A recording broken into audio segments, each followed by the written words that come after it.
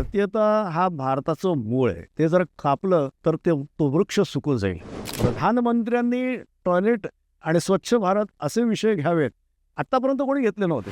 पंडित नेहरूंच्या नंतर इतकी लोकप्रियता किंवा तिसऱ्यांदा पंतप्रधान होणं आणि त्याच सक्षमतेने Hindu is a commonwealth of different kind of religions. Maharashtra हा देशात होणाऱ्या प्रत्येक परिवर्तनाचा प्रारंभ बिंदू आहे. छत्रपती शिवाजी महाराज.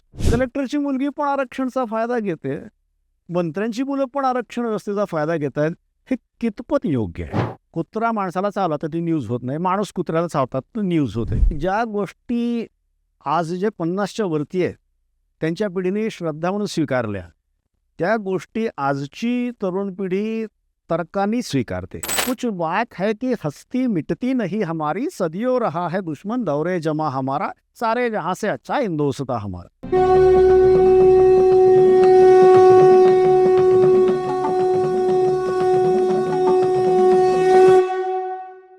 नमस्कार. विचार भारती मंथन या पॉडकास्ट सिरीजमध्ये मी डॉक्टर ऋषिकेश आपल्या सर्वांचं हार्दिक स्वागत करतो.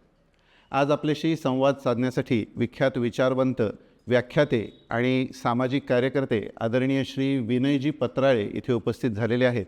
विनयजी, आपलं मनपूर्वक हार्दिक स्वागत. नमस्कार. विनयजी यांचा सामाजिक कार्याचा जो अनुभव आहे तो अनेक दशकांचा आहे आणि आपण त्यांच्याकडूनच त्यांच्या ह्या प्रवासाविषयी जाणून घेऊया. विनयजी, आमच्या श्रोत्यांना तुमच्या ह्या सामाजिक कार्याचा प्रवास कसा सुरू झाला आणि तो कसा पुढे सरकत गेला याविषयी जाणून घ्यायला निश्चित आवडेल. हो, सर्वप्रथम धन्यवाद मला या मंचावरती बोलावलं आणि मुलाखतीसाठी मला पाचारण केलं त्याबद्दल. मी विनय पत्राळे, मूळ नागपूरचा. मेकॅनिकल इंजिनिअरिंग केलं, 3 वर्ष सर्व्हिस करताना ICWA केलं आणि मनात कल्पना होती की आपण कोणत्यातरी मल्टीनॅशनल कंपनीमध्ये कोणतातरी बिग शॉट व्हावं. पण सर्व्हिस करत असताना 1990चं अयोध्या राम जन्मभूमी आंदोलन होतं आणि त्यासाठी मी कारसेवेला 2 आठवड्याची सुट्टी काढून गेलो आणि त्यावेळी संपूर्ण देशातल्या वातावरणाचा जो अनुभव घेतला, मला असं वाटलं आपण काहीतरी समाजासाठी, देशासाठी करायला पाहिजे. आणि म्हणून मग मी राष्ट्रीय स्वयंसेवक संघाचा स्वयंसेवक तर होतोच, पण प्रचारक 2 वर्ष राहावं म्हणून घरची परवानगी घेऊन प्रचारक निघालो. गुजरातमध्ये माझी नियुक्ती झाली 1991मध्ये. तेव्हा गुजरातमध्ये चिमणभाई पटेल मुख्यमंत्री होते आणि नरेंद्रभाई मोदी त्यावेळी भाजपाचे संघटन मंत्री होते. तिथं राष्ट्रीय स्वयंसेवक संघाचा प्रचारक म्हणून मी काम करायला प्रारंभ केला आणि तिथल्या वातावरणात विरघळून गेलो. तब्बल 17 वर्ष मी गुजरातमध्ये संघाचा प्रचारक होतो. त्यानंतर बदली होऊन महाराष्ट्रात आलो. 4 वर्ष महाराष्ट्रात माझी संघाचा प्रचारक म्हणून जबाबदारी होती. 21 वर्ष प्रचारक जीवन झाल्यानंतर परिवाराची आवश्यकता असल्यामुळे घरी परत जावं लागलं. पण राष्ट्रीय स्वयंसेवक संघाचा प्रचारक असतानाच मी सुरतला जेव्हा होतो तेव्हा मला असं लक्षात आलं की सुरत हा लघु भारत आहे. सर्व प्रांताचे लोक शिक्षणासाठी, नोकरी व्यवसायासाठी, उद्योगधंद्यासाठी, रेल्वेमध्ये, बँकिंग सेक्टरमध्ये, मल्टीनॅशनल कंपनीजमध्ये खूप मोठ्या संख्येने आलेले आहेत. त्यांच्या संघटना आहेत, त्यांचे सण ते साजरे करतात. मग आपणा सुरत एक लघु भारत हे सूत्र घेऊन आम्ही भारत भारतीची स्थापना 2005ला सुरुवात केली. आज देशभरामध्ये अशी 250 शहरं आम्ही शोधून काढली आहेत ज्याला आपल्याला लघु भारत म्हणता येईल. याच्याशिवाय आणखी 250 शहरं अशी आहेत की जिथे 12 प्रांताचे, प्रमुख मोठ्या प्रांताचे लोक राहतात. या 500 शहरांवर आम्ही टार्गेट करतोय आणि भारत भारती हे राष्ट्रीय एकात्मतेचं एक व्यावहारिक मॉडेल आज आम्ही 19 राज्यांमध्ये उपस्थित करण्यामध्ये सफल झालेलो आहोत. मी त्याचा संस्थापक अध्यक्ष आहे आणि याच्याशिवाय मग लेखक आहे, अनेक सामाजिक प्रयोगाचा साक्षीदार आहे आणि आज इथे या ठिकाणी त्या सर्वाचा अनुभव पाठीशी घेऊन तुमच्यासमोर प्रस्तुत आहे. आपण अनेक कॉर्पोरेट कंपन्यांना कन्सल्टंट म्हणूनही आपण काम केलेलं आहे, त्याविषयी आपण काय सांगाल? बिहेवियर ट्रेनिंग हा माझा विषय. बेसिकली इंजिनिअरिंग आणि कॉस्ट अकाउंटन्सी केल्यानंतर सुद्धा लोकांना टीम बिल्डिंग शिकवणे, art of dealing with people शिकवणे, लिडरशिप डेव्हलपमेंट करून घेणे, युनियन लिडर्सचं ट्रेनिंग करणे, फॅकल्टी डेव्हलपमेंट प्रोग्राम हा युनिव्हर्सिटीत राबवणे, DRDOच्या शास्त्रज्ञांचं ट्रेनिंग करणे, कलेक्टरपासून तलाट्यापर्यंत सरकारी अधिकाऱ्यांचं ट्रेनिंग करणे, याचे अनेक वर्कशॉप्स मी घेतले आहे. तो एक समांतर माझ्या जीवनाचा, करिअरचा भाग आहे, ज्याच्या अंतर्गत वेगवेगळ्या इंडस्ट्रीजमध्ये, फार्मास्युटिकल कंपनीजमध्ये, सरकारी ऑफिसेसमध्ये, युनिव्हर्सिटीजमध्ये मी ट्रेनर म्हणून जातो. ते माझं एक पुन्हा दुसरं जीवनाचं अंग आहे. विनयजी, आत्ताच आपण बोलताना सांगितलं की भारत भारती या संस्थेची आपण स्थापना केली आणि भारत भारतीचं नगरमध्ये सुद्धा आम्ही कार्यक्रम पाहिलेले आहेत. कारण नगर हे सुद्धा अनेक विविध भाषिक लोकांचं एकत्रीकरण इथं झालेलं आहे आणि एका विशाल भारताचं छोटं स्वरूप आम्ही इथे पाहतो. तर भारती या संस्थेविषयी आपण अधिक काय सांगाल? बघा, भारतीय हा आपला आत्मा आहे. आपण भारताची एक वटवृक्ष म्हणून कल्पना केली तर जाती, पंथ, प्रांत, भाषा, संप्रदाय हे त्याच्या फांद्या, पानं, फळं, फुलं आहेत. त्या तोडल्या तरी त्या पुन्हा उगवतात. पण भारतीयता हा भारताचं मूळ आहे. ते जर कापलं तर तो वृक्ष सुकून जाईल. आणि म्हणून भारतीयतेला केंद्रस्थानी धरून आम्ही भारतीची स्थापना केली. त्यामध्ये भारताच्या प्रत्येक शहरामध्ये विविध भाषाभाषी आणि विविध प्रांताचे लोक सापडले. मी भाषाभाषी आणि प्रांताचा उल्लेख स्वतंत्र यासाठी केला की मध्य प्रदेश, उत्तर प्रदेश, बिहार, हरियाणा, दिल्ली या सगळ्यांची भाषा हिंदी आहे. पण यांचे स्वभाव वेगळे आहे. ते हिंदी बोलण्याची स्टाईल वेगळी आहे. लोकांचा माइंडसेट वेगळा आहे. असे अनेक प्रकारचे लोक एकाच शहरात आपल्याला सापडतात. आता आपल्याकडे महाराष्ट्रात आणि देशातही सवय अशी आहे की एखाद्या माणसाने नाव सांगितलं, आडनाव सांगितलं की त्याच्या जातीचा कयास करायचा, त्यावरून त्याच्याशी कसा व्यवहार करायचा ते ठरवायचं. तर मी विनय पत्राळे, माझी लगेच लोक आडनावावरून जात कयास काढण्याचा प्रयत्न करतात. पण मी समजा गुजरातमध्ये गेलो, त्यांना इथलं जोशी, देशपांडे, पत्राळे काहीच माहीत नाही. मग ते म्हणतात की हा मराठी माणूस आहे. हाच जर मी कॅनडा, ऑस्ट्रेलियात गेलो तर त्यांना ब्राह्मण, बनिया, पटेल पण माहीत नाही, गुजराती, मारवाडी, बंगाली माहीत नाही. मग तिथे माझी ओळख भारतीय म्हणून होते. म्हणजे एका भारतीय माणसाची भारतीय म्हणून ओळख होण्यासाठी त्याला सीमा पार करून जावं लागतं. आम्ही असा विचार केला की आपल्या शहरात राहणारा भारतच आपल्या विविध रंगांसह आपल्या आजूबाजूला उपस्थित झाला तर माझं भारतीयत्व हे जास्त खोन जाईल. आणि म्हणून आम्ही भारती संस्थेची स्थापना केली. व्यावहारिक दृष्टीने राष्ट्रीय एकात्मता समजून घेण्यासाठी संपूर्ण देश फिरायची आवश्यकता नाही. डोळे उघडून आपण आपल्या शहरातच वेगवेगळ्या समुदायांशी भेटलो तर चेटीचांद आपल्याच शहरात होतोय, ओणम फेस्टिवल आपल्या शहरात होतोय, छठपूजा आपल्याच ठिकाणी होते, आपल्या नगरमध्येच दुर्गापूजा पण होते, आपल्या नगरमध्येच ओणम फेस्टिवल पण होतोय. आणि त्यामुळे आपलं नगर एक लघु भारत आहे. अशासारखं नाशिक, संभाजीनगर, नागपूर, ठाणे, मुंबई, कोल्हापूर ही सगळी लघु भारत आहेत. आणि त्यामुळे आपल्या विविध प्रांत, विविध भाषा या लोकांशी संपर्क येण्याचं सर्वात महत्त्वाचं केंद्र आपलं शहरच आहे. आजपर्यंत या विषयाकडे थोडं दुर्लक्ष झालं. पण आम्ही जेव्हापासून प्रयत्न प्रारंभ केले, मला असं पहिल्यांदा वाटायचं की गुजरातमध्ये मला गुजराती भाषा येते, मराठी भाषा पण मातृभाषाच असल्यामुळे काही अडचण नाही. पण मी जेव्हा भुवनेश्वरला, जेव्हा रांचीला, जेव्हा तिरुवनंतपुरम आणि चेन्नईला भारतीची स्थापना केली, जेव्हा दिल्लीला फार मोठा कार्यक्रम केला, तेव्हा मलाही आतून हा विश्वास निर्माण झाला की अशा प्रकारच्या संकल्पनेची भारत देशाला अत्यंत आवश्यकता आहे. आणि तिथून मग भारतीचा प्रवास पुढे सुरू झाला. निश्चितच, म्हणजे आपल्यामध्ये असलेली विविधता हे आपली कमजोरी नसून ते आपले बलस्थान आहे. विशेषतः ऑर्नामेंटेशन आहे असंही म्हणायला आपण हरकत नाही. हे भारती सांगण्याचा प्रयत्न करते आणि नगरमध्ये सुद्धा आम्ही हे अनुभवतोच आहोत. आत्ताच बोलताना गुजरातचाही विषय निघाला आणि गुजरातमध्ये आदरणीय नरेंद्र मोदी यांचा आपला परिचय झाला आणि त्यांचाही सुरुवातीचा प्रवासही आपण पाहिलेला असेल. त्याविषयी आपण काय सांगाल? एकाच मनुष्यामध्ये अनेक गुणांचा समुच्चय हा फार विरळ आढळतो.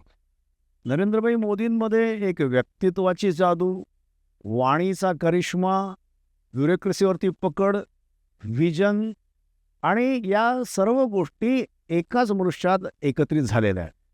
दुसरी एक गोष्ट जी ग्राउंड रिॲलिटी ज्याला म्हणतात, राष्ट्रीय स्वयंसेवक संघाचा प्रचारक अनेक परिवारात जातो, तिथे राहतो, त्याची भोजन व्यवस्था तिथे असते आणि त्यामुळे जनसामान्यांशी अत्यंत नजदीकचा, जवळचा, निकटचा संबंध त्याचा येतो.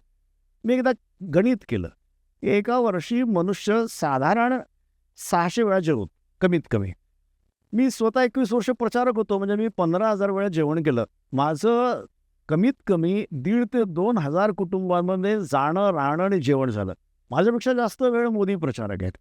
तर ते किती परिवारात गेले असतील, किती विविध प्रकारचे अनुभव त्यांनी घेतले असतील, तिथे त्यांना भारत समजला. विवेकानंदांना जसं भारत प्रदक्षिणाकडून भारत समजला, तसा मोदींना भारत प्रचारक जीवनात समजला आणि त्यामुळे त्यांचे निर्णय जास्त व्यावहारिक झाले. प्रधानमंत्र्यांनी टॉयलेट आणि स्वच्छ भारत असे विषय घ्यावेत आत्तापर्यंत कोणी घेतले नव्हते. पण भारताशी जवळचा संपर्क असलेल्या मोदींनी ते विषय घेतले, ही त्यांची विशेषता आहे. अगदी खरं आहे. आणि आपल्या पहिल्याच भाषणामध्ये 26 जानेवारीच्या 15 ऑगस्टच्या दिवशी त्यांनी हे विषय घेतले. खरोखर ही वेगळी गोष्ट आहे आणि त्यांच्या जडणघडणीमध्ये ह्या संघातल्या त्यांच्या प्रचारकी जीवनाचा मोठा वाटा आहे असंही आपण आत्ता सांगितलं. विनयजी, आत्ताची जर आपण जागतिक परिस्थिती पाहिली तर आपण एका टर्मॉईलमधून जातो आहे असं म्हणायला हरकत नाही, किंवा एक ज्याला म्हणतो आपण खूप स्थित्यंतराची सध्या देशभरामध्ये आणि जगभरामध्ये परिस्थिती आहे. आणि अशा परिस्थितीमध्ये आत्ताच लोकसभेचा निकाल लागला आणि नरेंद्र मोदींच्या नेतृत्वाखाली NDAने बहुमत मिळवलं. तर या संदर्भामध्ये आजच्या ह्या जिओपॉलिटिकल सिनारिओमध्ये नरेंद्र मोदी केंद्रस्थानी असणं हे किती महत्त्वाचं आहे, आपल्याला काय वाटतं याबद्दल? ही देशाची आवश्यकता आहे. तो देशाच्या अस्तित्वासाठीचा एक खूप मोठा आधार आहे आणि भारताच्या अमृत काळामध्ये जगाच्या सर्वोच्च शिखरावर नेण्यासाठी जी आवश्यक नेतृत्वाची भारताला निकड आहे त्याची पूर्तता मोदीजी करतात.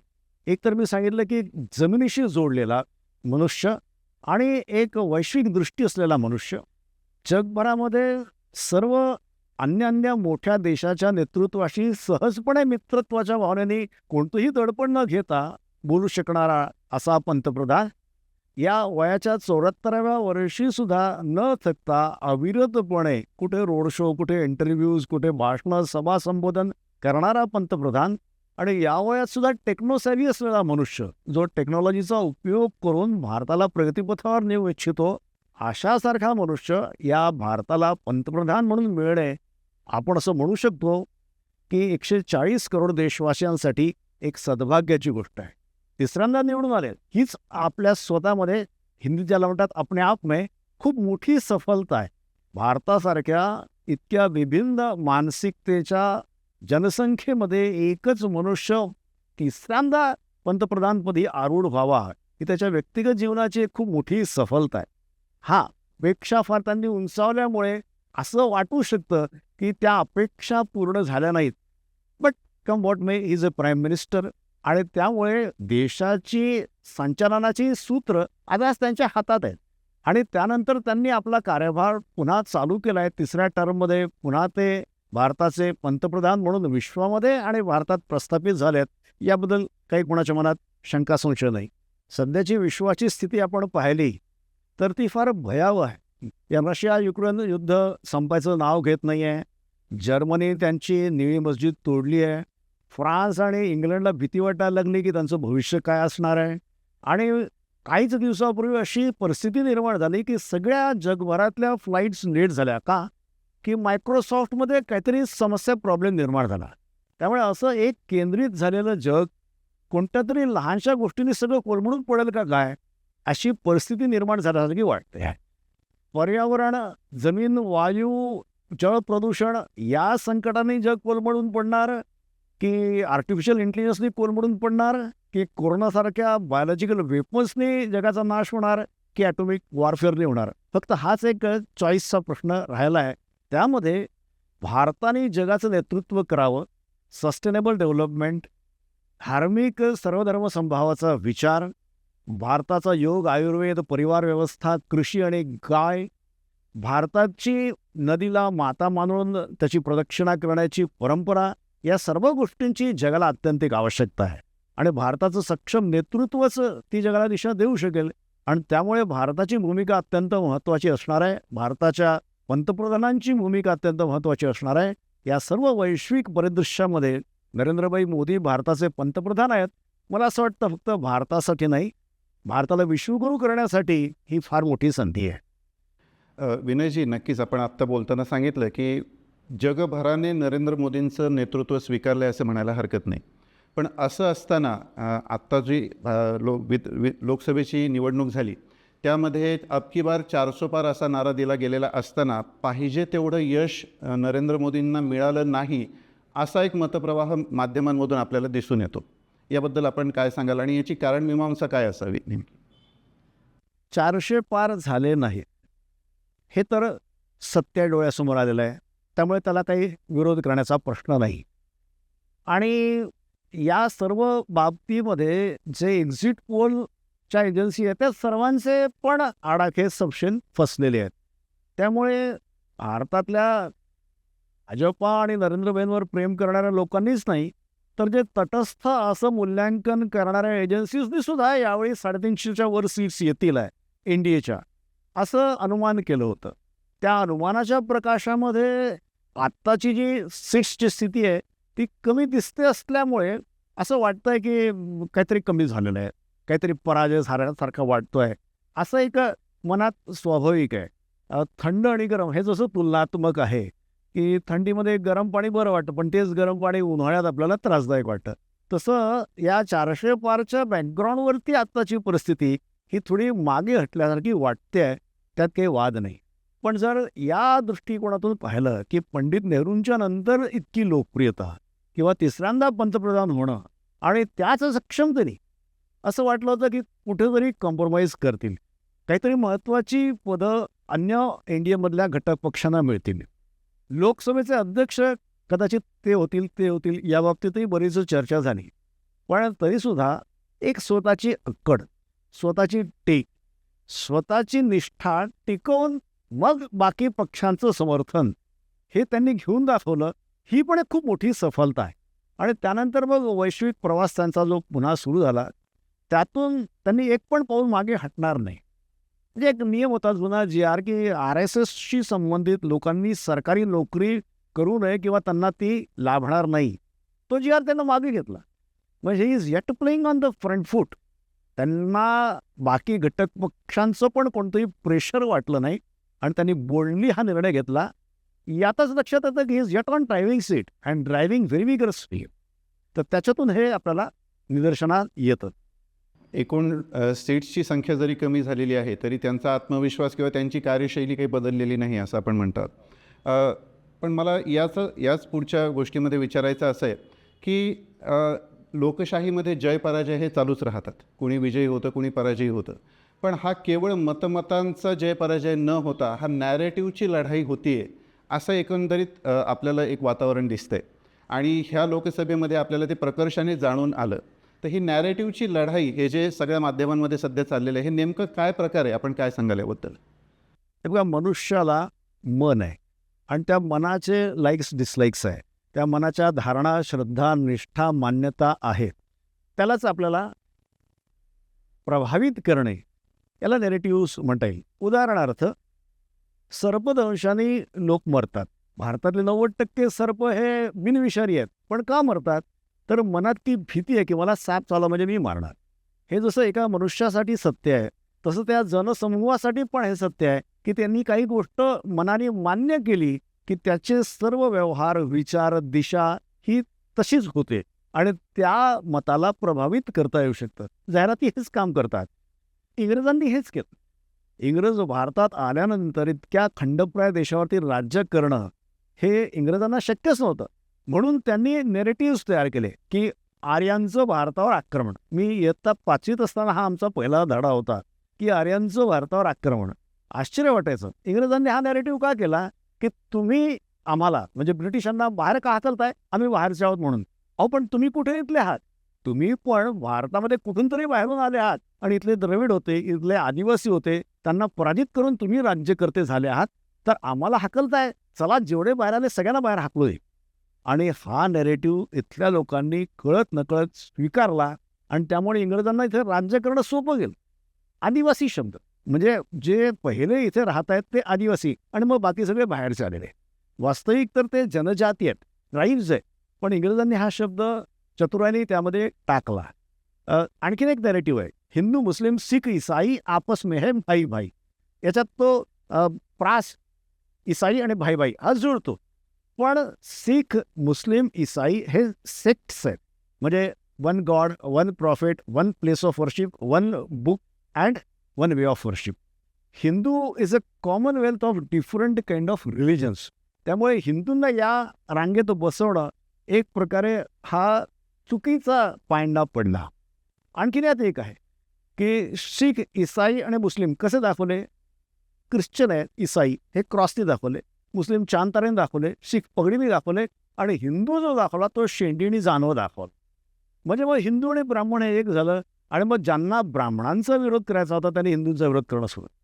तर जे फेक नॅरेटिव्ज आहेत याच्या माध्यमाने इंग्रजांनी भारतावर जे राज्य केलं आणि नो स्वराज विदाऊट हिंदू मुस्लिम युनिटी हा पण एक नेरेटिव्ह झाला. ज्या इंग्रजांनी काँग्रेसची स्थापना केली त्यांनीच मुस्लिम लीगची स्थापना केली. त्यांनीच मुस्लिम लीगला सांगितलं की तुम्ही काँग्रेसबरोबर जाऊ नका. त्यांनीच काँग्रेसला सांगितलं की unless Muslim League comes with you we won't give you liberty. तर अशा प्रकारे इंग्रजांनी जी कूटनीती केली त्याच्यात त्यांना सफलता मिळाली. तशीच कूटनीती करण्याचा घाट यावेळी इंडिया आघाडीने घेतला आणि त्यांना आंशिक सफलता पण मिळाली, असं झालेलं आहे. म्हणजेच ही नॅरेटिव्हची लढाई ही आजची नाही आहे, ही ब्रिटिश कालापासून चालत आलेली आहे. आणि महाराष्ट्राने तर हे पाहिलेलंच आहे की ब्रिटिशांनी ज्यावेळेस महाराष्ट्राची सत्ता ताब्यात घेतली पेशव्यांना हरवून, त्यावेळेस प्रथम त्यांनी सर्व गडकिल्ले पाडून टाकले आणि महाराष्ट्राची अस्मिता भंग करण्याचा प्रयत्न केला. पण मला याच दृष्टीने हे विचारायचं आहे की आपण हे पाहिलं फेक नॅरेटिव्ह हा विषय आपल्यामध्ये आत्ता आला चर्चेमध्ये. तर फेक नॅरेटिव्हचं लोकसभेच्या इलेक्शनमध्ये बरेच उल्लेख झाले आणि त्याचबरोबर संविधान खतरे में असाही उल्लेख आला. आणि गंमत अशी की ज्यांनी जास्तीत जास्त वेळ संविधान खतऱ्यामध्ये टाकलं त्यांच्याकडूनच हा आरोप झाला. याविषयी आपण काय बोलाल? मला याचा जुना अनुभव आहे बघा. आता तो विषय पूर्ण ॲबॉलिश झाला आहे. पण भाजपाने आणि एकूण संघ परिवाराने हा एक प्रचार खूप केला की 370 कलम देशाच्या एकात्मतेसाठी घातक आहे आणि 370 कलम गेलं पाहिजे आणि जो 370 कलम मी निर्मूल करील त्याच पक्षाला मत द्या, असा एक प्रचार करण्यामध्ये मी पण होतो. माझ्याकडे बराच जनजाती क्षेत्र होतं, ट्रायबल एरिया होता आणि तिथे असं कानावरती आलं की काँग्रेसनं असा प्रचार केला की 370 कलमामुळेच इथल्या जनजाती लोकांना म्हणजे ट्रायबल्सना रिझर्वेशन्स मिळत आहेत. शिक्षणामध्ये, नोकरीमध्ये, प्रमोशनमध्ये हे ट्रायबल्सना रिझर्वेशन मिळतं आहे, ते 370मुळे मिळतं आहे. आणि भाजपा किंवा संघ परिवार चातुर्वर्ण्य व्यवस्था आणू इच्छितो, सवर्णांचं राज्य आणू इच्छितो आणि म्हणून त्यांना 370 कलम कॅन्सल करायचा आहे. आता गावातला जो ट्रायबल आहे, जो कमी शिकलेला किंवा अशिक्षित आहे, त्याला हे खूप जास्त दिसत होतं की 370 कलम कॅन्सल करायचा भाजपा प्रचार करत आहे, संघ परिवार त्याची मागणी करत आहे. पण त्याचं असं अर्थघटन हे त्याच्या डोक्यात टाकण्यात ते सफल झाले आणि त्यामुळे भाजपाचे सुद्धा ट्रायबल कार्यकर्ता हे थोडे डल झाले, थोडे गुमसुम झाले आणि थोडे विचारायला लागले हळू आवाजात की खरंच हे रिझर्वेशन तुम्ही आमचं कॅन्सल करताय का? तर असं जाणून बुजून आता जे हे प्रचार करत होते त्यांना माहिती नव्हतं की हे आपण खोटा प्रचार करतोय, असं नाही आहे. नोईंग व्हेरी वेल की आपण लोकांना फसवतोय, मूर्ख बनवतोय, पण राजकीय सत्तेच्या हव्यासापायी ते त्यांनी केलं. देवाची कृपा असं भारतात सरकार आलं की त्यांनी 370 कलम कॅन्सल केलं. त्यावेळी पण अशी एक हवा निर्माण करण्यात आली की काश्मीरमध्ये रक्ताच्या नद्या वाहतील, काय होईल, काहीच झालं नाही, सगळं शुकशुकाट व्यवस्थित सगळं सेटल झालं. तर हे जे नॅरेटिव्ह सेटिंग आहे ते तेव्हापासून तेच यावेळी पण झालं. या लोकसभेच्या निवडणुकीमध्ये त्याचा पार्ट 2 झाला, नेक्स्ट एपिसोड झाला. बरोबर. आणि यालाच आपण माध्यमांमधून हाही एक शब्द वापरतो की ब्रेकिंग इंडिया फोर्सेस. तर याच्यामध्ये divide Hindus on caste lines, language lines ह्या सगळ्या गोष्टींचा प्रयोग झाला आणि त्याच वेळेस एक विशिष्ट मतपेढीला एकत्र करून एका विशिष्ट जातीला एकत्र त्याच्याबरोबर जोडायचं आणि आपला राजकीय स्वार्थ साधून घ्यायचं. ह्या पद्धतीने विजयाचं एक म्हणून आपण त्यांना एक सूत्र सापडल्यासारखं झालं. आता ह्या सगळ्या परिस्थितीमध्ये आपण एक भारत श्रेष्ठ भारत असं म्हणत असताना सगळ्यांना एकत्र घेऊन चालत असण्याची जी आपली हिंदुत्वाची विचारधारा आहे त्याच्या पुढे ह्या सगळ्या नॅरेटिव्हचं उत्तर काय असेल आणि कशा पद्धतीने आपण त्याला पुढे जाऊन पराभूत करू शकू? वास्तविक भारतासारख्या देशामध्ये देशाच्याबद्दल विजन काय असावं या बाबतीतच मतदान व्हायला पाहिजे. पण जे डेमोक्रेसीचे साईड इफेक्ट्स आहेत त्यातले काही जसे ॲलोपॅथीचे साईड इफेक्ट्स आपल्याला स्वीकार करावेच लागतात जर आपल्याला बरं व्हायचं असेल रोगातून. तर तसे डेमोक्रेसीचे साईड इफेक्ट्स आहेत की 4-5 राजकीय पक्ष आहेत, त्याचे 4-5 उमेदवार आहेत, 2-3 अपक्ष उमेदवार आहेत आणि मतदान करणारे अनेक लोक आहेत. तर एक कॅल्क्युलेशन केलं तर एकूण जेवढी लोकसंख्या आहे त्याच्या 13% मत ज्याला मिळतात तो निवडून येतो. म्हणजे त्याला 87% लोकांनी नाकारलेलं आहे तरी पण तो प्रतिनिधी असा समजला जातो. हा लोकशाहीचा साईड इफेक्ट आहे. मग त्यात ती 13% मतं मला कशी मिळतील? जाती भडकवून की भाषावाद भडकवून की दारू पाजून की पैसे वाटून झोपडपट्टीमध्ये प्रचार करून मनुष्य त्याचा विचार करतो आणि त्यामुळे मग ही फोडा आणि निवडून या. काँग्रेसने गुजरातमध्ये खाम थिरी राबवली के फॉर क्षत्रिय, H for Harijan, A for आदिवासी, एम फॉर मुस्लिम. अनेक वर्ष ही एस्टॅब्लिश्ड थिअरी आहे. तर तीच वाढवत पुढे आपण सत्ता बळकावू शकतो असा बरेच काळपर्यंत नॅरेटिव्ह उत्तर प्रदेशात होता. पण हिंदुत्व जे अधिक ब्रॉड अर्थाने सर्वांना भारतात समाविष्ट करणार आहे. लोकांना वाटतं हिंदुत्व म्हणजे विदाऊट मुस्लिम, विदाऊट ख्रिश्चन असं नाही. भारताच्या राष्ट्रीयतेचं आणि सांस्कृतिकतेचं नाव हिंदुत्व आहे. त्यामध्ये पूजा पद्धती हा काही क्रायटेरिया नाही आहे. पण असा नॅरेटिव्ह निर्माण करण्यात आला की तुम्ही जेव्हा हिंदुत्व म्हणता you exclude Muslims and Christians. हा सुद्धा एक फेक नॅरेटिव्ह आहे. संविधान हे डॉक्टर आंबेडकरांनी लिहिलं आणि ते बदलणं किंवा त्यात ते दुरुस्त्या करणं म्हणजे भयंकर पाप आहे, चुकीचं आहे, असं एक हवा निर्माण करण्यात आली. आता डॉक्टर आंबेडकरांनी जेव्हा देश स्वतंत्र झाल्यानंतर संविधानाला आकार दिला तेव्हा दहशतवाद आजच्या इतका नव्हता ना.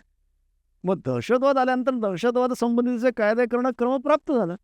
तेव्हा सायबर क्राईम नव्हता ना. आता सायबर क्राईम झाला, त्यामुळे त्याला कंट्रोल करणारे कायदे करणं ते म्हणजे संविधान बदलणं नाही आहे. ते संविधानाला अधिक पूरक करणं, अधिक संपृक्त करणं, अधिक सॅच्युरेटेड करणं असं आहे. तर त्यामुळे एक अशा प्रकारची हवा निर्माण करण्यात हे लोक सफल झाले असं दिसतंय. यात आणखीन एक गोष्ट आहे की संपूर्ण देशाच्या जनमताचा एकदम कयास काढणं इतकं सोपं नाही. कारण दिल्लीमध्ये आम आदमी आणि काँग्रेसने एकत्र निवडणुका लढव आणि आम आदमीचे 70 पैकी 67 आमदार आहेत आणि त्यांना काँग्रेसची जोड मिळाली तरी 7 कॅन्डिडेट त्यांचे हारले, भाजपचे निवडून आले. मध्य प्रदेशामध्ये 29 निवडून आले, उत्तराखंडमध्ये निवडून आले, ओडिसामध्ये सरकार आलं, आंध्र प्रदेशमध्ये मित्रपक्षाचं सरकार आलं. त्यामुळे जो रंगवला जातो तितका काही तो सपशेल पराजय असा भाग नाही आहे. आणि त्यामध्ये सुद्धा आणखीन एक फॅक्टर असं आहे की तरुण पिढीचं मतदान म्हणजे 18 वर्षाचा जो कॉलेज तरुण आहे तो ट्रेडिशनल वोटर नाही आहे. And this is conducive to democracy. चांगलीच गोष्ट आहे. जे परंपरागत मतदार आहेत ते लोकशाहीसाठी चांगले नाहीत कोणत्याही पक्षाचे. तर जो मतदार प्रत्येक निवडणुकीचा स्वतंत्र विचार करतो, प्रत्येक कॅन्डिडेटचा विचार करतो, तो मतदार भारतात वाढला आहे. आणि त्यामुळे मोदी तुझसे बैर नाही, वसुंधरा तेरी खैर नाही असे जे नारे आले तर ते सुद्धा आपल्याला एक इंडिकेशन देणारे आहेत की नवीन मतदार आहे तो फक्त भाजपच्या नावाने तुम्ही कोणत्याही चुकीच्या माणसाला तिकीट द्या तर तो निवडून येईलच असं होणार नाही. हे जास्त देशासाठी स्वास्थ्यपूर्वक आहे असं मला वाटतं.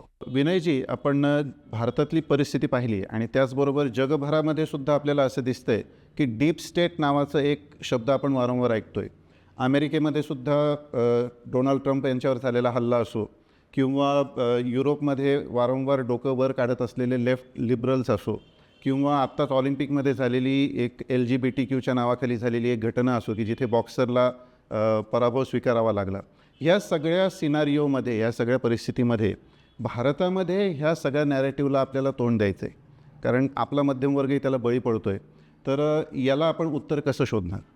बघा, बाकी राष्ट्रांचा राष्ट्रवाद, पाश्चिमात्य राष्ट्रांचा हा स्वतःच्या स्वार्थासाठी स्वतःचा देश बलवान करणे आणि बलवान देश झाला तर इतरांना शोषण करून गुलाम करणे, कॉलनीज करणे असा आहे. भारताचा राष्ट्रवाद हा वसुदैव कुटुंबकमचा आहे आणि विश्वकल्याणाचा आहे. आणि त्यामुळे पूर्ण जगावरती आपला कब्जा असला पाहिजे ही डीप स्टेटची कल्पना. याच्यापुढे भारतामध्ये सगळ्या जगाचं कल्याण झालं पाहिजे. आता परिस्थिती अशी की कोणताही देश हा इंडिव्हिज्युअली किती प्रगत झाला तरीसुद्धा बाजूच्या देशात जर प्रदूषण असेल, अनरेस्ट असेल तर तो देशसुद्धा प्रगती करू शकणार नाही. त्यामुळे आज आता खऱ्या अर्थाने संपूर्ण जग एक कुटुंब म्हणून राहण्याची आवश्यकता निर्माण झाली. Forcefully they are being pushed towards it. It's not their choice but they have no other choice. त्यामुळे भारताचा जो विचार आहे तो पर्यावरणवादी विचार आहे, तो सर्वधर्म समभावाचा विचार आहे, तो वसुदैव कुटुंबकमचा विचार आहे, तो सगळ्या जगाला स्वीकार करावा. यासाठी भारत मजबूत होणं हे इम्पेरियलिस्टिक नसून हे विश्वकल्याणासाठीच आहे. आणि त्यामुळे सगळ्या जगाला एक बाजार समजून त्यावर आपली पकड जमवणे यापेक्षा सगळ्या जगाला एक कुटुंब समजून त्यांनी स्वतःहून इतरांसाठी स्वतःचा त्याग करणे, ज्याच्याकडे हॅव आहे त्यांनी हॅव नॉट्सचा करुणामय रीतीनं विचार करणे, हा जो भारताचा विचार आहे तो सगळ्या जगानं स्वीकार केला पाहिजे. आणि म्हणून भारतीय राष्ट्रवाद हा विश्वकल्याणासाठी आहे या बाबतीत आपण आपल्या मनात कुठेही किंतु परंतु ठेवायला नको. काही जणांना असं वाटतं की जगाचा विचार करा, हो भारत भारत काय, पण जगाचा विचार करण्याची पूर्व अटच भारताचं उत्थान आहे, असं कन्व्हिक्शन आपल्यामध्ये असलं पाहिजे. कदाचित ह्याच बाबतीमध्ये आपण विश्वगुरू ही कन्सेप्ट आपण मांडत असतो की जिथे आपल्याला लोकांना शिकवायचं काही नाही आहे, पण आपली जी विचार प्रणाली आहे त्याच्या माध्यमातूनच वसुधैव कुटुंबकम हा विचार आपल्याला प्रस्थापित करणं हे आपलं उद्दिष्ट असावं. जगभरातल्या ह्या घटनांचा आणि देशभरातल्या घटनांचा महाराष्ट्रावरही परिणाम होतोच आहे. आणि गेले काही दशकांपासून आपण पाहतोय की महाराष्ट्रामध्ये सुद्धा जातीय कंगोरे, त्याचबरोबर सामाजिक जी वीण असते, जातीय कंगोरे टोकदार होत आहेत आणि सामाजिक वीण काहीशी उसवल्यासारखी होती आहे. तर महाराष्ट्राच्या बाबतीमध्ये ह्या सगळ्या नॅरेटिव्हचा काय परिणाम आपण पाहता आणि यामधून पुन्हा एकदा मार्ग पुढे कसा आपल्यासाठी असेल? महाराष्ट्रामधला समाज हा जास्त कॉम्प्लेक्स आहे देशभरातल्या इतर समाजांपेक्षा. महाराष्ट्रामध्ये राजकीय पक्षांचा बराच गलबला आहे, वेगवेगळ्या जाती उपजातींच्या सशक्त संघटना आहेत, त्यांचं लॉबिंग आहे, त्याच्यामध्ये तेढ आहे, त्याचे मोर्चे आंदोलनं होतात. त्यामुळे महाराष्ट्र हा समजायला इतकासा सोपा नाही as compare to other states of the country. आणि महाराष्ट्रामध्ये अनेक वर्ष असा एक विवाद जोपासण्यात आला की ब्राह्मण ब्राह्मणेतर विवाद किंवा वेगवेगळ्या जातींच्या आपसातल्या तेढ आणि स्पर्धा आणि त्याचा राजकीय लाभ घेणे, ही एक पद्धती परंपरा चालत आली. आता जसं शहरीकरण वाढतंय त्या शहरीकरणामध्ये ही थोडी तेढ कमी होताना दिसते. म्हणजे आपण एखाद्या सोसायटीतल्या सर्व घरांचा सर्वे केला तर एखाद्या 400-500 घरांच्या सोसायटीत 15-15चे लोक सापडतात. आता नायर आहे हा महाराष्ट्रातल्या कोणत्या जातीशी मिळता जुळतो हे आपल्याला काही कळत नाही. बलविंदर सिंग नावाचा सरदार आहे, तो कोणत्या कास्टचा आहे हे आपल्याला कळत नाही. आणि त्याचप्रमाणे पटनायक नावाचा उडीसाचा माणूस आहे, त्याची कास्ट कोणती आपल्याला काही कळत नाही. त्यामुळे शहरांमध्ये याचा कडवटपणा, तेढ, तिखटपणा बऱ्याच अंशी कमी झालेला दिसतोय. पण अजूनही राजकीय कारण खेळणारी माणसं चतुराईने या सगळ्या भावनांचा उपयोग करून लोकांना ब्लॅकमेल करतात हे दिसतंय. महाराष्ट्रात पुढे विधानसभेचे निवडणुका ऑक्टोबरमध्ये येत आहेत आणि महाराष्ट्रातली जी परिस्थिती आहे त्याचं विचित्र या शब्दात वर्णन केलं तरीसुद्धा ते विशेषण कमी पडेल अशासारखी परिस्थिती आहे की नक्की काय होणार या बाबतीत कोणालाच काही सांगता येत नाही. पण तरीसुद्धा त्यातून महाराष्ट्राला बाहेर काढायचं असेल तर ज्यांचं समाजावर प्रेम आहे, ज्यांचा देशाचं भलं करण्याची इच्छा आहे, त्या सगळ्यांना खूप सक्रियपणे नुसती बघायची किंवा साक्षी व्हायची किंवा चर्चा करण्याची भूमिका न घेता आपण याचं कसं काय औषध शोधू काढू याबद्दल जास्त विचार करायला पाहिजे. अगदी खरं आहे. आणि महाराष्ट्राच्या बाबतीत हा प्रश्न विचारण्याचं मूळ कारण असं की आजही जगात भारताचा जो GDP आहे त्याच्यामध्ये 20%पेक्षाही जास्त हिस्सा हा महाराष्ट्राचा येतो. म्हणजे भारताच्या ग्रोथ स्टोरीचं इंजिन हे महाराष्ट्र समजलं जातं. आणि भारताला कमजोर करायचं असेल तर महाराष्ट्र कमजोर राहणं हे जगाच्या दृष्टीने योग्यच आहे. तर मग ह्यासाठी आपल्याला महाराष्ट्रातली जी वाढती जातीय तेढ आहे, विशेषतः जे पुरोगामी आणि कास्ट सेन्ससच्या नावाखाली पुन्हा तो डोक्यावर काढतोय, विविध आरक्षणाच्या मागण्या होत आहेत, याच्यामधून समन्वयाची भूमिका आपण कशी शोधून काढणार आणि एक असं दैवत आपल्यासाठी पुन्हा एकदा प्रस्थापित कसं होणार की जे सगळ्यांना एकत्र करेल? बघा, महाराष्ट्र हा देशात होणाऱ्या प्रत्येक परिवर्तनाचा प्रारंभ बिंदू आहे. छत्रपती शिवाजी महाराज त्यांनी सोन्याचा नांगर फिरवला आणि देशाच्या इतिहासाची पानं त्यांनी वेगळा रंग धारण केला. सावरकरांनी, टिळकांनी गणेशोत्सव सुरू केला, सावरकरांनी विदेशी कपड्याची होळी केली आणि देशाच्या स्वतंत्रता आंदोलनाला एक नवीन धार चढली. आणि जेव्हा आपल्याला परमसंगणक देण्यासाठी अमेरिकेने नाही म्हटलं, रशियाने नाही म्हटलं, भारताने आपला स्वतःचा परम कॉम्प्युटर तयार केला, क्रायोजेनिक इंजिन्स तयार केले, ते महाराष्ट्रामध्ये. तर त्यामुळे महाराष्ट्र हा सक्षम असणं ही देशाची आवश्यकता आहे. ते वॅक्सिनसुद्धा महाराष्ट्रातच हा पुनावालांची वॅक्सिन ही महाराष्ट्रातून सगळ्या देशाला गेली. आता यामध्ये एक गोष्ट मनाशी प्रकर्षाने जाणवते जी बोलायला थोडी नाजूक वाटते. पण जे लोक आरक्षणाचा लाभ घेऊन सक्षम झालेले आहेत त्यांनी जर स्वतःहून आपल्या जातीसाठीच, जातीतल्या शेवटल्या रांगेतल्या शेवटल्या मनुष्यासाठी, स्वतःच्या परिवारासाठीचं आरक्षण जर सोडण्याची हिंमत दाखवली किंवा तेवढं त्याग दाखवला तर बऱ्याच अंशी जो लाभ आरक्षण रचनेचा जिथपर्यंत पोचायला पाहिजे तिथपर्यंत पोचला नाही, तो पोचू शकेल. कलेक्टरची मुलगी पण आरक्षणाचा फायदा घेते, मंत्र्यांची मुलं पण आरक्षण व्यवस्थेचा फायदा घेत आहेत. हे कितपत योग्य आहे? तर त्यामुळे जसं गॅसची सबसिडी अनेक लोकांनी सोडली. माझ्या माहितीचं एक गुलाबबाई म्हणून गुजरातमध्ये, त्यांचं गाव वाकल नावाचं, वलसाड तालुक्यातलं. ते म्हणले, मी आदिवासी, माझी बायको आहे आदिवासी, आम्ही दोघंही शिक्षक आहोत, आमच्या पोराला कशाला पाहिजे हो रिझर्वेशन? जातीसाठी ठेवा, त्याला नाही म्हणत नाही, शेड्यूल ट्राईबला रिझर्वेशन पाहिजेच, पण त्याची गरज जास्त माझ्यापेक्षा गरीब कुटुंबाला आहे.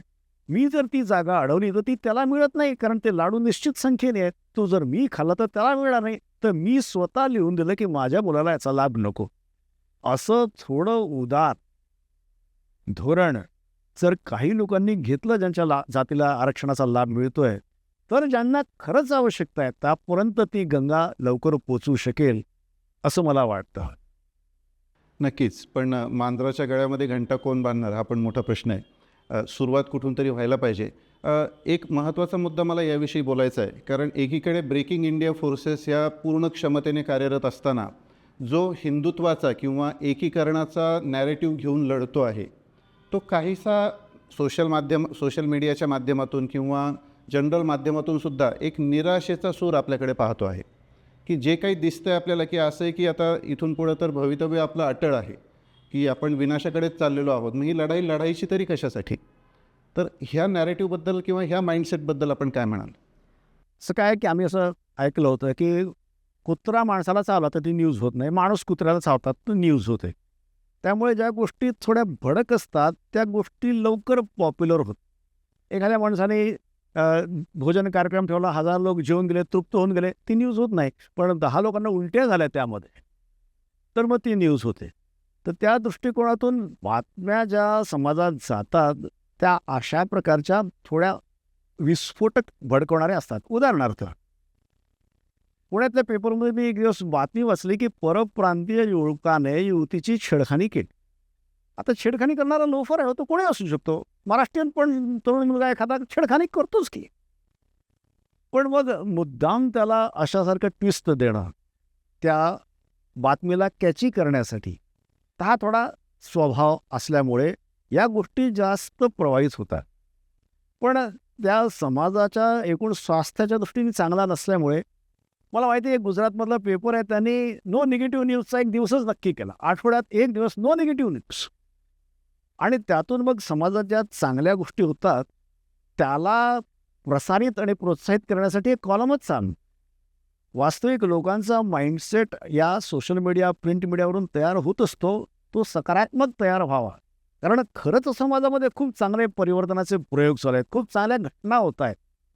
पण त्यांना प्रोत्साहित करण्यापेक्षा काहीतरी एखादी अशी विचित्र गोष्ट तिला जास्त पसरवून सांगणे, हा जो स्वभाव झाला आहे तिथून बाहेर यायला पाहिजे. ही पहिली गोष्ट. दुसरी गोष्ट, अशा प्रकारचा विचार असणाऱ्यांचा जनसंपर्क वाढणे, मास कॉन्टॅक्ट वाढणे, ही पण काळाची गरज आहे. माझ्याविषयी तुम्ही जर प्रत्यक्ष मला ओळखत असाल तर दुसरा, तिसरा, चौथा काय बोलतोय किंवा व्हॉट्सअपवर, फेसबुकवर काय येत आहे याला तुम्ही महत्त्व देणार नाही, कारण की यू नो मी पर्सनली.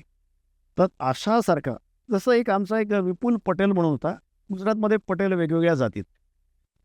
त्याला एका गावामध्ये तिथल्या ट्रायबल लोकांनी म्हटलं की हे नाही, संघाचं काम वगैरे चालणार नाही, हे सवर्णांचं राज्य आणताना आमच्या गावात बिलकुल चालणार नाही. तो म्हणलं, तुम्ही मला काय समजता, मी स्वतः जनजातीचा, ट्रायबल, तो या पटेल जातीचा आहे, मी RSSमध्ये प्रचार आहे. तुम्ही किती शिकले? 10वी फेल, मी MA पास झालेलो आहे, मला कधी संघात भेदभाव दिसला नाही. आता हा प्रत्यक्ष तरुण जो ट्रायबलचा प्रतिनिधी आहे, तो RSSचा फुल टायमर आहे, तो उच्च विद्या विभूषित आहे. अशी घटना जेव्हा ट्रायबल्सला लक्षात येते तेव्हा त्यांच्या मनातले सगळे जे अमुजाल आहेत ते सगळे जातात. तर हे खूप मोठ्या संख्येने मास कॉन्टॅक्ट्स व्हायला पाहिजे. त्याने मग हा फेक नेरेटिव्ह जो आहे तो बऱ्याच अंशी भेदला जाऊ शकतो. विनयजी, आपण भगवद्गीतेवरही अनेक व्याख्यानं दिलेली आहेत आणि युवकांशी आपला नियमित संवाद होत असतो विविध माध्यमांमधून. आज आपण पाहतोय की भारतीय समाजामध्ये युवा पिढीमध्ये 2 पद्धतीचे नॅरेटिव्ह्ज दिसतात. एक तर असा नॅरेटिव्ह की जो पूर्णतः व्यक्तिवादी आहे, की मी आणि माझं याच्या पलीकडे तो पाहायला तयार नाही. आणि दुसरा एक नॅरेटिव्ह आहे की जो नवजागृत युवा पिढीचा नॅरेटिव्ह आहे, की ज्याला स्वतःचं खरं अस्तित्व काय आहे याचा शोध घेण्याची इच्छा जागृत झालेली आहे. तर ह्या दोनमध्ये आपल्याला काही द्वंद्व दिसतं का, आणि याच्यामध्ये आपल्याला नवीन पिढीकडून काय भारताचं चित्र पुढे दिसतं, वे फॉरवर्ड? हे माझा असा अनुभव आहे बघा, की ज्या गोष्टी आज जे 50च्या वरती आहेत त्यांच्या पिढीने श्रद्धा म्हणून स्वीकारल्या, त्या गोष्टी आजची तरुण पिढी तर्काने स्वीकारते. म्हणजे त्यांनी जर प्रश्न विचारला की आईवडिलांच्या पायाला का हात लावायचा, डोक्याला हात लावला तर ते आशीर्वाद देणार नाहीत का, तर याचं तर्कयुक्त उत्तर पाहिजे. माझ्या पिढीसाठी हा श्रद्धेचा विषय होता, या पिढीसाठी तर्काचा विषय. त्यांनी म्हटलं वडाला प्रदक्षिणा काय घालायच्या. त्यांनी विचारलं आंब्याच्या पानाचं तोरण का, अशोकाच्या पानाचं तोरण जास्त चांगलं वाटतं. त्यांनी म्हटलं तुळस का ठेवायची. तर त्याचं तर्कयुक्त उत्तर हे आणि वैज्ञानिक उत्तर हे आजच्या पिढीला सांगता आलं पाहिजे. आणि जर ते सांगता आलं तर तीच पिढी आणखीन कट्टरतेने ज्या आपल्या सर्व श्रद्धा आहेत, ज्या विश्वकल्याणासाठी आवश्यक आहे, त्याचं पालन करते. हा माझा व्यक्तिगत अनुभव आहे. आम्ही कोल्हापूरच्या कॉलेजमध्ये in vacation 1 week for the nation असं अपील केलं. एकाच कॉलेजमधून 40 विद्यार्थी मिळाले की उन्हाळ्याच्या सुट्टीत 1 महिना तुम्ही सांगाल तिथे आम्ही समाजसेवा करायला जाऊ. तर अशा प्रकारच्या अपीलना प्रतिसाद देणारी तरुण पिढी पण आहे. But they should be intellectually convinced before they get attracted towards you. तर त्या सर्व आपल्या श्रद्धांचं दक्षिणेकडे पाय करून झोपू नये. का झोपू नये याचं एक सायंटिफिक कारण आहे, ते आपल्याला सांगता आलं पाहिजे. टिळा तुम्ही लावला, का लावला तिथे, ते तरुण पिढीला व्यवस्थित पटवून देता आलं पाहिजे. आणि मग ती पिढी भारताचा झेंडा खांद्यावर घेऊन सगळ्या जगाला जिंकून दाखवेल. आमच्या ग्रामीण भागामध्ये भगवानगड नावाचं एक मोठं ठिकाण आहे. तर तिथे भगवान बाबा नावाचे संत होऊन गेले. त्यांच्या बाबतीत असं म्हटलं जातं की बैसोनी पाण्यावरी वाचली ज्ञानेश्वरी. पण मग त्यांच्याविषयी असा नॅरेटिव्ह पसरवण्यापेक्षा त्यांनी ज्या समाजाला दिशा दिली तो समाज अतिशय उच्च शिक्षित झालेला आहे, जो पूर्वी अजिबात शिकलेला नव्हता.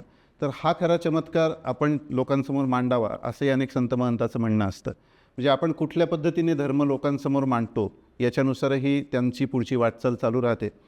विनयजी, आपण आता शेवटाकडे येत आहोत ह्या चर्चेच्या, आणि मला असं आपल्याला विचारायचं आहे की ह्या सगळा जो टर्मोईल आपण पाहतोय, जगभरामध्ये आहे, भारतभरामध्ये आहे, प्रत्येकाच्या मनामनामध्ये आहे. भविष्य कसं आहे आपल्याला माहिती नाही आहे, आणि राह कौन सी जाऊ में अटलजींचा प्रश्न येतो. तर ह्या राह कौन सी जाऊ में याच्यासाठी आपल्या ह्या हिंदुत्ववादी नॅरेटिव्हमध्ये किंवा आपल्या भारतीय विचारसरणीमध्ये याला उत्तर काय आहे, की मला पुढे जायचं आहे, ती दिशा कोणती असेल? आपण आपल्याच शास्त्रामध्ये, इतिहासामध्ये जर डोकावून पाहिलं तर ती दिशा मिळते. एक गोष्ट निश्चित कळते कि कुछ बात है कि हस्ती मिटती नहीं हमारी, सदियों रहा है दुश्मन दौरे जमा हमारा, सारे जहाँ से अच्छा हिंदोस्तां हमारा, असं मोहम्मद इक्बालने गीत लिहिलं. त्यातलं आपण हस्ती म्हणजे अस्तित्व आमचं मिटणार नाही हे पक्क मनात ठेवावं. एक आणखी गीत आहे, देह विश्व आत्मा है भारत माता, पृथ्वी प्रलय पर्यंत अमर यह नाता. म्हणजे we are the very soul of this globe. आणि त्यामुळे भारताला मरण नाही आणि भारत अमर आहे. आणि भारताला स्वतःच्या पायावर उभं राहून जगाला नवीन दिशा दाखवायची आहे. हा आत्मविश्वास आमच्यात आला पाहिजे. दुसरी गोष्ट, आज भारताचा योग जर 250 देशांनी स्वीकारला आहे, तर उद्या भारताचा विचार पण अनेक देश स्वीकारतील. भारताचा जो ईश्वराप्रत्येचा दृष्टिकोन आहे तो सगळं जग स्वीकारेल. निसर्गाप्रत्येचा दृष्टिकोन तो सगळं जग स्वीकारेल. आम्हाला आमच्या विचारांबद्दल कन्व्हिक्शन आणलं पाहिजे नवीन पिढीमध्ये, आणि त्याच्या आधारावरती मग सगळ्या देशाला दिशादर्शन करण्याची क्षमता त्या पिढीमध्ये निश्चित आहे. त्याला फक्त जागृत करण्याची आवश्यकता आहे. हनुमंताची कथा वारंवार सांगितली जाते. त्याला एक शाप होता की तुझ्या शक्तीचं तुला विस्मरण होईल. मला वाटतं तो शाप संक्रमित सर्व पिढ्यांमध्ये भारतात आलेला आहे. पण जेव्हा असा एखादा नेतृत्व करणारा मनुष्य, एखादा विचार इथल्या समाजाला मिळतो आणि हा समाज झळझळून जागा होतो, तेव्हा ती सगळी बाजी पलटून पुन्हा एकदा हा मुघल दल विरोधी उस्पर हुए शिवाजी. तर असं असताना याच्यापेक्षा 10 पट परिस्थिती जर छत्रपतींच्या काळात खराब असताना छत्रपतींनी स्वतःचं राज्य स्थापन केलं, तर आजची परिस्थिती आपण सहजपणे झेलू शकतो, झगडू शकतो, जिंकू शकतो. असा विश्वास इथल्या नवीन पिढीमध्ये आपल्याला रुजवायचा आहे. त्यासाठी आपण माध्यमातून लोकांपर्यंत पोहोचायचा जो प्रयत्न करतो अत्यंत स्तुत्य आहे आणि ती संधी मला दिली त्याबद्दल मी अत्यंत कृतज्ञ आहे. त्याबद्दल सगळ्यांना धन्यवाद. विनयजी, खरंच आत्ता आपण जे सगळं विश्लेषण केलं, अगदी महाराष्ट्रापासून जगभराच्या जिओपॉलिटिकल सगळ्या परिस्थितीविषयी आपण चर्चा केली आणि त्याचबरोबर वे फॉरवर्ड काय, पुढे आपल्याला जाण्यासाठी कसा रस्ता आहे याविषयी आपण विश्लेषण केलं. अटलजींच्या शब्दामध्ये बोलायचं झालं तर आपण जे सांगितलं, दुनिया का इतिहास पूछता रोम कहा यूनान कहा है, हर घर में शुभ अग्नि जगाता वह उन्नत ईरान कहा है. आणि पुढे जाऊन ते म्हणतात की दीप बुझे पश्चिमी गगन के, छा गया घनघोर अंधेरा, किंतु चीर कर तम की छाती, चमका हिंदुस्तान हमारा. तर पुढं जायचं आहे ते ह्याच आत्मविश्वासाने जायचं आहे, हा संदेश आपण दिलात आणि विचार भारतीच्या ह्या पॉडकास्टमध्ये आपण सहभागी झालात. आपल्याला खूप खूप धन्यवाद आणि आपल्या कार्यासाठी मनपूर्वक शुभेच्छा. सगळ्यांना नमस्कार, आभार, धन्यवाद.